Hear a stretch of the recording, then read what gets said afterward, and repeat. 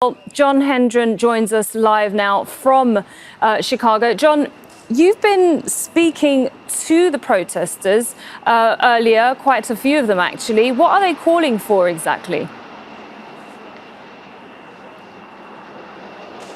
Well, the first protest is over now. You wouldn't know it, but those are the remnants of them there. But just about a half an hour ago or so, the protest ended after hundreds and what looked like probably over 1,000 demonstrators marched through the streets of Chicago. And as I think we're going to see often this week, it was a wide array of issues they were calling for: reproductive rights, LGBTQ issues, and then, of course, there were a number who were also protesting against the war in Gaza. And unlike many of the protests we're going to see later in the week, this is one where they actually are outside of the regular protest zones, and they marched down Michigan Avenue, the most iconic avenue in Chicago, and shut down about a mile-long portion of the city. They were escorted by police. It was entirely peaceful. There were, as far as we could tell, no arrests. But among that crowd, there were people who were calling for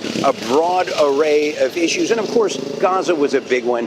And this is a quote from one of those that we spoke to on that issue. What brings you here? Yeah, so my dad immigrated here from Palestine when he was 18. I've known the occupation and the hardships that Palestinians have had to face throughout the years since 1948, leading up till now, the genocide happening in Gaza. And so I'm here today to do whatever I can in whatever capacity I can for the people, the innocent people, by 40,000 innocent people who are dying right now in Gaza.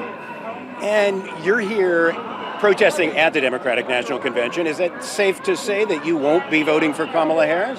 Yeah, I would say as of right now, my vote is not with Kamala Harris. I hope that could change. I'm somebody who's open to always having their mind change. I think what it comes down to is whether or not you're going to take a legitimate stance against a country that's acting out. And the whole world sees it. That's why we have a UN. And so when America goes against the UN and systematically vetoes various treaties and various positions that the whole world wants to see that call for a permanent ceasefire in Gaza right now, so no more women and children die, I think that it's important that Kamala back that. And until she can do that, Jill Stein will have my vote. And Jill Stein is with the Green Party, so a third party.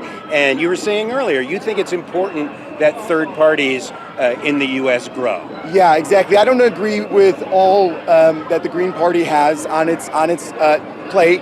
But that said, I also don't think the Green Party, legitimately has a chance at this stage in 2024 to beat the DNC or RNC. But that said, I think it's important that we make this our year to start putting our efforts into other parties so that way we can build those up over time and hopefully that they have a chance. That's true democracy, having more candidates on the ballots for voters to choose, not for big machine political parties to choose.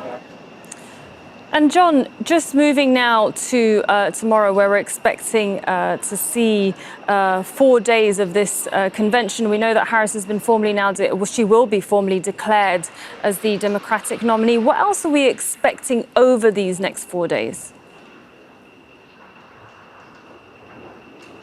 Well, these 4 days are really a celebration of the Democratic Party for the viewers out there on television, and it's an opportunity for those delegates in the Democratic Party to sort of get their moment in the sunshine.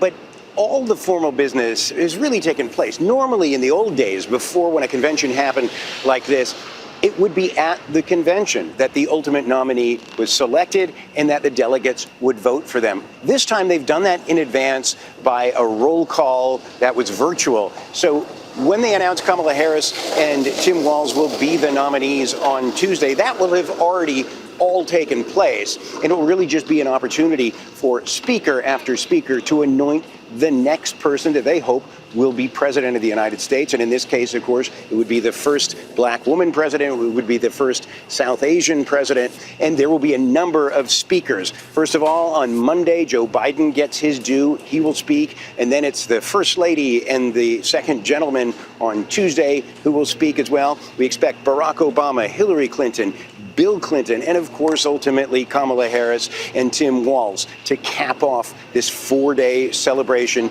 of the Democratic Party. And what they're hoping to do is have viewers back the party, learn what Kamala Harris stands for, because, of course, she's only been in the race a number of weeks, and then will be motivated to vote for them. So in the end, Kamala Harris will accept, but it's really a surprise to nobody and a party for the television viewers. Well, thanks, John Hendren there, live for us from Chicago. Of course, we'll be covering this extensively here over the next few days on Al Jazeera. Well, still ahead here. Make sure to subscribe to our channel to get the latest news from Al Jazeera.